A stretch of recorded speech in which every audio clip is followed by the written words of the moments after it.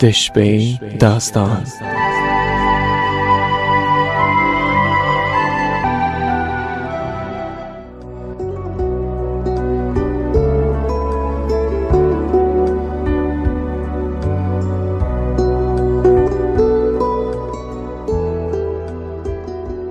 د سپوږمۍ راډیو قدرمنو اوریدونکو سلامونه، ستړي مشئ او له رنګینیو ډکه شپه مو په خیر. هیله ده د خپلو درنو کورنیو ترڅنګ له سوکالیو ډک ژوند ولرئ. په همدې هیله ده د یو وار بیا زه سلیمې ورور د شپې داستان خپرونې لړۍ له یوې بلې برخې سره ستاسو درانه چوپړ کې یم. هیله ده د داستان له تیرو برخو مو خوند اخیستی وي او د نن شپې داستان تر پایه هم راسره پاتې شئ. په همدې هیله راځو او د نن شپې داستان هم راپیلوو.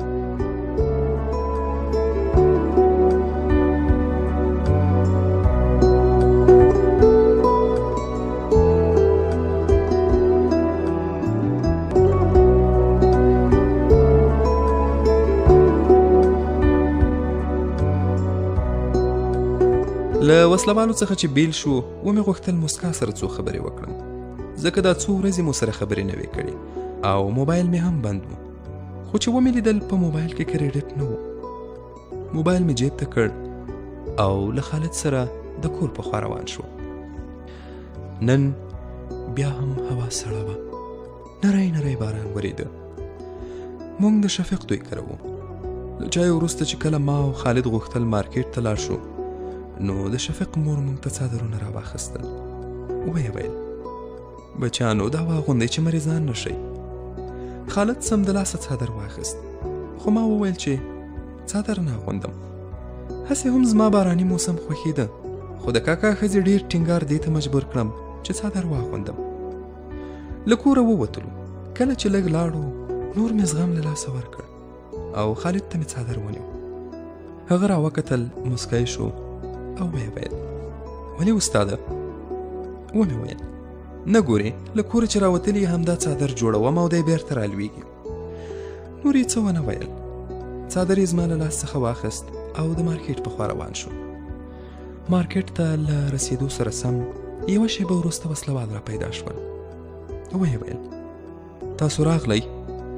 ومې ویل هو صاحب. هغوی وویل لږ صبر وکړئ، اوس به قومندان صاحب هم راشي. ومې ویل سمه ده. ساعت وروسته یو کس راښکاره شو چې مخکې مې هم لیدلی و. حرکات مې یې ښه وڅارل. چې رانږدې شو سلام یې واچاوه. موږ ځواب ورکړ. وسلوال ورته وویل قومندان صاحب دا هغه هلکان دي چې غواړي له موږ سره یو ځای شي. قومندان موږ ته مخ کړ او ویې ویل سمه ده، تاسو به مازدیګر مهال له موږ سره یو ځای شئ.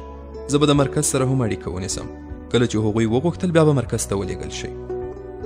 موږ ته یې رخصت راکړ او ویې ویل مازدیګر 5 بجې باید تاسې دلته حاضر یاست. ومې ویل سمه ده. له هغوی سره له هوکړې وروسته د کور په خوا روان شو. له کوره مو اجازه را واخیسته او مازدیګر 4:30 بجې د مارکیټ په لور وخوځېدو. کله چې مارکیټ ته ورسېدو قومندان د پل په سر ولاړ و او لاندې بهیدونکو اوبو ته یې کتل. خالد وویل زه نور صبر نشم کولی، چاقو مې تیار په جیب کې دی، همدا اوس ترې بدل اخلم. ومې ویل لږه سړه خوره صاحبه، شاوخوا نه ګوري چې څومره وسلوال ولاړ دي. که موږ کوم کوچنی غلط حرکت هم وکړ نو د هغې کار به وکړو یا نه، خو زموږ کار به خامخا خلاص شي. خالد نور څه ونه ویل او د قومندان خواته ورغلو. هغه چې ولیدو په خوشحالۍ یې وویل ځوانانو په خیر راغلی او سمدواره یې وپوښتل خو دا راته ووایاستئ چې د وسلو په استعمال پوهېږئ او که نه؟ ومې ویل یو هم نه پوهېږو. ویې ویل سمه ده، څو ورځې به همدلته له ما سره یاست، بیا به مرکز ته ولېږل شئ. هلته به بیا ډېر ژر د هر قسم وسلې استعمال زده کړئ. ومې ویل سمه ده قومندان صاحب. له وسلوالو سره یو ځای شو. نیمه شپه مهال و قومندان امر وکړ چې اماده شئ. ټول اماده شو. مونږ یې هم له ځان سره کړو او روان شو. ډېره لاره مو ووهله، آخر د یو کور مخې ته ودرېدو. ویې ویل کور محاصره کړئ. امر یې پر ځای شو. د کور دروازه یې ووهله. له کور آواز راغی څوک یې؟ ځواب یې ورکړ دروازه خلاصه کړه. خو دروازه خلاصه نشوه. قومندان په غوسه شو. ویې ویل په کور ورننوځئ. دروازې ته یې یو بم کېښود او 3 دقیقې وخت یې ورکړ. شیبه پس یو درس شو او ورسره سرې لمبې اوچتې شوې. قومندان غږ کړ راځئ چې ورځو پرې. ټول روان شول. په دروازه چې څنګه ورننوتو له هغې خوا تر برید لاندې راغلو.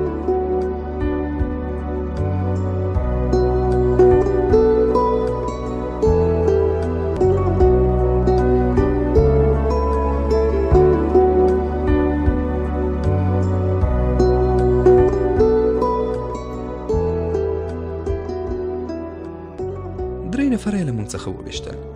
ژر ټول شاته شو. قومندان وویل دوی داسې نه پوهیږي. 3 وسلوالو ته یې امر وکړ چې ژر بمونه راوباسي او ټول په یو وار ور واچوي. هغوی هم لکه دې امر ته چې انتظار وي سمدلاسه یې بمونه راوایستل او کور ته یې ور واچول. نور مو ترې منډه کړه چې شاته مې ولیدل ټول کور سرو لمبو نیولی و. له کور څخه د یو ماشوم د ژړا آواز اورېدل کېده. خو شیبه وروسته یې آواز بند شو. شاید نور به د اور لمبو دا اجازه نه ورکوله چې چغې ووهي. له هغه ځایه واپس راغلو. 4 ورځې موږ هم له قومندان سره پاتې شو. په دې 4 ورځو کې قومندان داسې کارونه وکړل چې کولی په اسلام کې هیڅ روا نه دي. موږ ته په دې 4 ورځو کې معلومه شوه چې دوی جهاد نه کوي بلکې د خاصو اهدافو لپاره جنګیږي. هلکانو تیار شئ، مازدیګر به له خیره مرکز ته روانیږو. موږ له امر سره سم ځانونه تیار کړل. مازدیګر مهال د غره په خوا روان شو. 3 ساعته مزل مو وکړ. له 2 غرو واوښتو. ډېر ستړي وو. نور نو د مزل کولو شمره کې پاتې نه وه. خو قومندان به ویل چې ځای په امن کې نه دی. هره شیبه پکې د الوتکې د بمبارد ویره شته، نو ځکه باید له دې ساحې څخه ژر تر ژره ځانونه وباسو. 1 ساعت مزل به مو نور کړی و چې له بل غره هم واوښته او د غره په هغه طرف کې د وسلوالو مرکز و. مرکز ته ورسېدو. د څملاستو انتظام یې کړی و. دا چې ډېر ستړي شوي وو له رسېدو سره سم څملاستو او بیده شو. نن نو د وسلوالو په مرکز کې زموږ لومړۍ ورځ وه.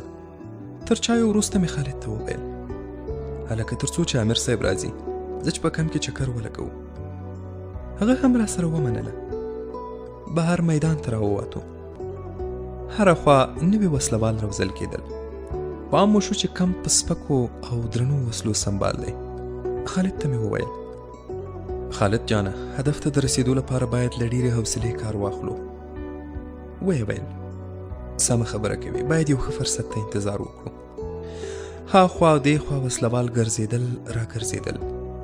موږ هم همداسې سره روان وو چې په یو ځای کې یوه ډله وسلوال کېنولي وو او یو نسبتاً لوړ پوړي وسلوال ورته وینا اوروله. ما چې آواز واورېد خالد ته مې وویل لږ ارام شه. غوږ مې ونیو. وسلوال ناستو کسانو ته داسې ویل خوږو مجاهدینو، باید د هغه زرګونه بېګناه شهیدانو د وینو بدله واخلئ چې په دې 2 لسیزو کې د اوسنیو او تیرو نااسلامي نظامونو لخوا په شهادت رسېدلي. اوس هم دغه دی، زموږ بېګناه ورونه شپه او ورځ په یوه او بله نامه وژني. تاسو هم باید د کونډو او یتیمانو د سلګو بدل له دې نظام څخه واخلئ. لنډه دا چې واکمن نظام یې ورته د کافرو نه هم بد ورمعرفي کاوه. کوم بد کارونه چې به د ورځې لخوا دوی ترسره کول هغه یې هم په عسکرو پورې تړل. بیا یې ورته د پلونو ورانولو او له عسکرو سره د جنګ یو څه تکتیکونه ور وښول. موږ نور ترې روان شو. لږ چې نور مخکې لاړو د شا له خوا راباندې یو کس غږ وکړ. مخ مو ور واړاوه. ومې پوښتل څه خبره ده، خیریت خو به وي؟ ویې ویل آیا تاسو پرون راغلی؟ ومې ویل هو صاحب. سمدواره یې وویل ښه نو له ما سره راځئ چې مشر قومندان صاحب راغلی. ما ته یې وویل چې نوي کسان راوله. مشر قومندان د همدې مرکز د ټولو مشر و. وسلوال موږ د هغه د کوټې مخ ته ورسولو. نور هغه رانه لاړ. موږ هم له مشر قومندان سره ستړې مشه وکړه. له ستړې مشې وروسته یې ماته مخ کړ او ویې پوښتل لومړی ځانونه را وپېژنئ، د کوم ځای یې؟ ما ځان ور وپېژاند. له هغه وروسته یې له خالد څخه هم څو پوښتنې وکړې. بیا مو سره خدای پاماني وکړه او له کوټې را ووتو. یو ځل بیا د وسلوالو په مرکز کې په ګرځېدو شو. یو ځای مو ولیدل چې کوچني ماشومان روزل کېږي. پام مو شو چې تعلیم یې ډېر سخت دی. کله به یې چې کوم یو په کوم حرکت کې لږه لټي کوله او یا به بې سیکه شو، نو سمدستي به استادانو د لرګیو داسې ګزار ورکړ چې چغه به یې ترې ویسته. ټوله ورځ مو د مرکز له احواله ځان خبر کړ. تر یو حده مو په هر څه سر خلاص شو. د وسلوالو په مرکز کې د تعلیم د پیل مو دوهمه ورځ وه. یو څه نور کسان هم له موږ سره یو ځای شول. وسلې یې راکړې وې. استاد به هر کس ته په خاصه توګه لارښوونه کوله. تر مازدیګره مو ورځ په نظامي تعلیم تېره کړه. مازدیګر یې رخصت راکړ. زه او خالد یو ځای روان شو. یو بل کس هم غوښتنه وکړه چې له موږ سره یو ځای لاړ شي. ومو ویل ولې نه، مهرباني وکړئ راځئ. نوی ملګري ځان سلیم را معرفي کړ. ویې ویل چې زه هم له همدې ځای څخه یم. یو څه چې سره وګرځېدو، ډېرې خبرې مو سره ونه کړې ځکه زموږ او د هغوی موخه جلا وه. ماښام و چې له سلیم څخه جلا شو او د خپلې خونې په طرف روان شو. د شپې راته خالد وویل استاده، دلته خو زموږ پلان عملي کول ډېر سخت دی، دا به څنګه شي؟ ومې ویل هر څه ته به پام کوو، ته فکر مه خرابوه، یوه موقع به آخر په لاس راشي. بیا یې وپوښتل ته څه فکر کوې د دې دومره وسلوالو په شتون کې به موږ خپل پلان عملي کړای شو؟ ومې ویل بس موږ ته به هم یو فرصت په لاس راځي، نو له هغه فرصت څخه باید په پوره هوښیارتیا ګټه پورته کړو. ویې ویل سمه ده استاده، موږ به هم د همدې فرصت په انتظار شپې سبا کوو.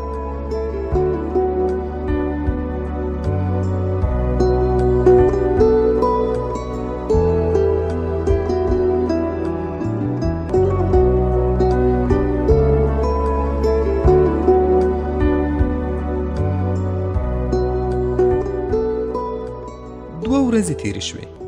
تعلیمي دوره ښه په درس کې روانه وه. په مرکز کې له تېرېدونکي احواله مو په سمه توګه ځان خبراوه. نن هم د تېرو ورځو په شان له رخصتۍ وروسته سلیم له موږ سره یو ځای شو. نری باران شروع شو. دا چې غر و نو هوا هم ډېره یخه وه. لږ وړاندې لاړو. یو داسې ځای کېناستو چې له لارې یو څه چپ و. خبرې مو سره کولې. په خبرو کې مې له سلیم څخه وسلوالو ته د راتګ لامل وپوښت. لږه شېبه غلی و. بیا یې وویل یارانو له دې خبرې تېر شئ. ومې ویل ګوره سلیم جان، دلته له موږ سره د خپلې کورنۍ یو غړی هم نشته. نو داسې وګڼه چې موږ 3 تنه دلته یو ګډ فامیل یو. نو د فامیل غړي حق لري چې د یو بل څخه ځان خبر کړي. که مشکل ولري باید په مشکل کې ورسره مرسته وکړي. هغه وویل چې تاسو دومره ټینګار کوئ نو درته وایم یې موږ یوه وړه شان کورنۍ لرله چې ډېر خوشحاله ژوند مو و. داسې به ووایم چې زموږ یوه خاصه دنیا وه. په ښار کې مو ژوند کاوه. ډېر وخت مو هلته تېر کړ. کله چې مې مشر کاکا وفات شو، پلار مو پرېکړه وکړه چې باید کلي ته لاړ شو تر څو خپلې ځمکې په خپله وکرو. د کلي خلکو به مو ډېر قدر کاوه. په کلي کې هم ښه خوشحاله وو. 3 کاله مو په کلي کې تېر شول. یوه شپه مو کور ته وسلوال راوختل. مشر ورور یې راوواژه. پلار یې راته ټپي کړ او له ما یې غوښتنه وکړه چې باید ورسره لاړ شم. مور او پلار مې ډېرې زارۍ وکړلې. یو وسلوال مې مور ته ټوپک ونیو او ویې ویل له مخې مو هاخوا شه بوډۍ، که نه اول تاولم او بیا دې زوی له ځان سره بیایم.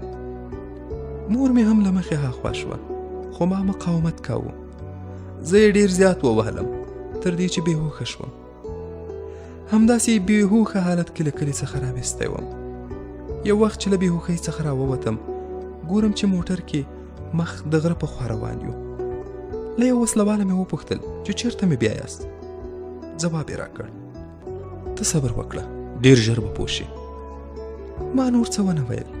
همداسې چوپه خوله ناست وم، خو موټر روان و. له څو غونډیو راتېر شو او کله چې غره ته راورسېدو، موټر یې ودراوه. ټول ترې ښکته شول او ما ته یې هم د ښکته کېدو وویل.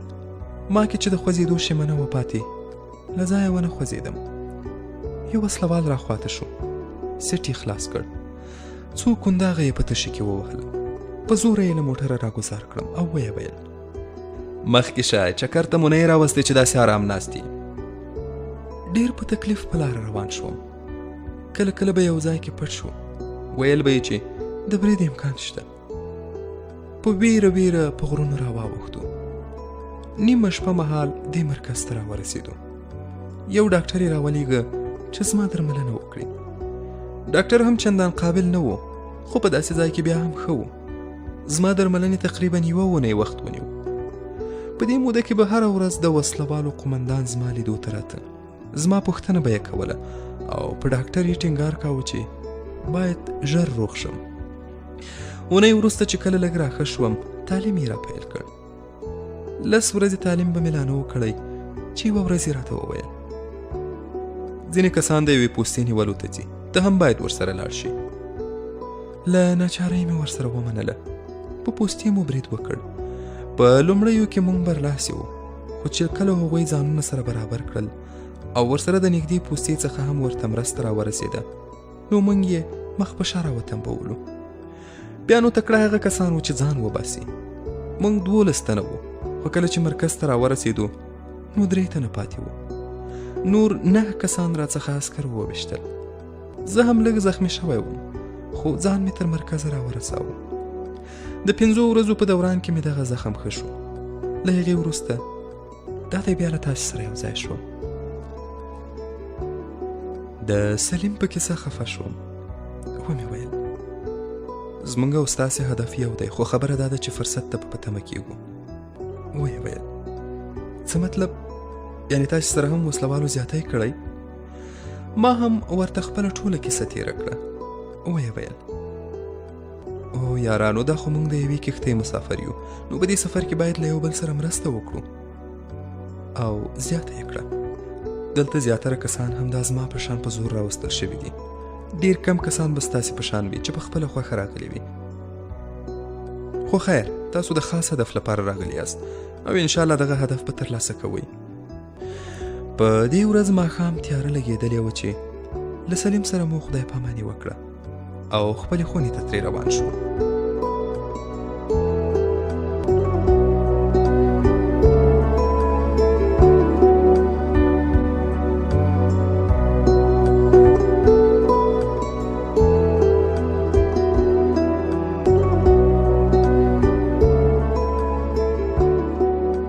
د تعلیم په 2 میاشتنۍ دوره کې پوه شو چې سلیم او راز محمد هغه هلکان دي چې له موږ سره یې فکر یو دی او غواړي چې د وسلوالو له خوا ورسره د شوي ظلم غچ واخلي. شاید ډېری نور کسان هم وو، خو د وسلوالو له ویرې یې خپله اراده نه شوه څرګندولی. 3 نورې ورځې هم موږ په دې تمه په مرکز کې تېرې کړې چې د مشر له خوا به کومه دنده راسپارل کېږي. په 4مه ورځ 2 تنه وسلوال راغلل. له مشر قومندان سره یې وکتل. شیبه وروسته مشر قومندان امر ورکړ چې په مرکز کې ټول موجود وسلوال د میدان ته راټول شي. لږ ساعت په مرکز کې موجود ټول وسلوال میدان ته راټول شول. د مرکز مشر قومندان یې مخې ته ودرېد او وینا یې داسې پیل کړه: نحمده ونصلي علی رسوله الکریم، اما بعد. درنو ورونو، لکه څرنګه چې تاسو ته معلومه ده موږ د یو ظالم حکومت په مقابل کې جګړه کوو. نو د دغه ظالم حکومت په له منځه وړلو کې باید هر یو ښه په اخلاص او اسلامي جذبې سره وجنګېږو. که مړه شوئ شهیدان یاست، له مرګه وروسته به هورې ستاسو په انتظار وي، او که ژوندي پاتې شوئ نو غازیان به یاست. ټول غنیمتونه به ستاسو وي. دا چې ستاسې د زیات شمېر کسانو د تعلیم دوره پای ته رسېدلې ده، نو د لوړو چارواکو لخوا امر راغلی دی چې 80% وسلوال باید له پولې هاخوا کمپ ته واستول شي. نو ځنډ مه کوئ. ځوانانو، تاسو 1.5 ساعت وخت لرئ. په دغه کم وخت کې باید ځانونه تیار کړئ او 1.5 ساعت وروسته به تاسو روانېږئ. والسلام. مشر د راغلو وسلوالو سره د دفتر په لور روان شول. زه او خالد هم خپلې خونې ته روان شو. خالد راته وویل: استاده، اوس به څه کېږي؟ هلته خو به زموږ د پلان عملي کول نور هم ستونزمن شي. هر څه چې خدای ته منظوره وي هماغه به کېږي. کېدای شي دې کې مو خیر وي. 1.5 ساعت وروسته ټول وسلوال تګ ته تیار شول. له مرکزه ووتو او بیا مو په غره کې مزل پیل کړ. دا چې د ډلې یوه برخه مو له ماشومانو څخه جوړه وه، نو ځکه خو ډېر په تیزۍ نه شو تللی. هغوی خوارانو به کله کله د وسلوالو څخه وهل هم خوړل، ځکه که کوم ماشوم به په مزل کې سستي وکړه نو وسلوال به پرې راوګرځېد او ښه ټینګ به یې وواهه. په غرونو ډېرې واورې پرتې وې چې زموږ د تګ په وړاندې یې مشکلات جوړول، خو موږ خپل تګ ته دوام ورکاوه. په یو ځای کې د سرحدي ځواکونو راپام شول. سم د واره یې له سره اور لاندې ونیولو. له هرې خوا راباندې د درنو او سپکو مرمیو باران جوړ و. له ډلې څخه مو تقریبا 30 نفره ولګېدل چې ډېری پکې ماشومان وو. ځینې چې لا مړه نه وو چغې به یې وهلې چې مه مو پرېږدئ، موږ در سره اوچت کړئ. خو په هغه وخت کې هر کس په ځان وو. همداسې مو په زخمي حالت کې پرېښودل او ترې مخ په وړاندې لاړو. له کمین څخه مو ډېر په مشکل ځانونه وایستل. هر کس په ویره کې ناست و، ځکه زیاته مرګ ژوبله راپېښه شوه. یو ځل بیا مو مزل پیل کړ. کله کله به په واورو وښویېدو، خو بیا مو هم خپل مزل جاري ساته. لوږې هم ورو ورو راباندې غلبه کوله. اوس نو زیاتره کسانو د لوږې له لاسه مزل نشو کولی. د سرحدي ځواکونو د حملې له ویرې پټ پټ روان وو. لا مو لږ مزل نه و کړی چې یو ځل بیا د سرحدي ځواکونو لخوا تر برید لاندې ونیول شو. دا ځل کمین له مخکې څخه ډېر سخت و، ځکه ځانونه یې ښه ځای په ځای کړي وو. موږ ته هغوی نه ښکارېدل، خو له موږ څخه که به کوم کس ځان هم وخوځاوه سم د واره به یې ویشتی و. زه، خالد، راز محمد، سلیم او زموږ په کلي کې چې د وسلوالو کوم قمندان و، یعنی د شفیق قاتل، ټول سره یو ځای پټ و. راز محمد وویل: ملګرو، زه ګورم چې هغوی په کوم ځایونو کې پټ دي. د سر له اوچتولو سره سم له موږ سره نږدې یو دروند درز شو. شاوخوا ګردونه ونیوله. شیبه وروسته مو ولیدل چې د راز محمد بې سره جسد له موږ سره په نږدې فاصله کې پروت دی. ټول پرې سخت خفه شو، ځکه خوږ ملګری مو له لاسه ورکړ.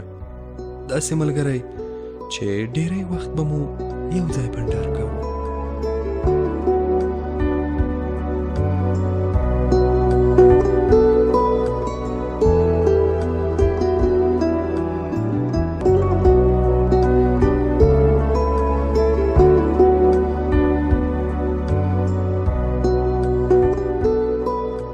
د شپې داستان خپرونې درنو مینوالو، زموږ د نن شپې داستان دا برخه هم همدومره وه او په همدې ځای رانغاړو.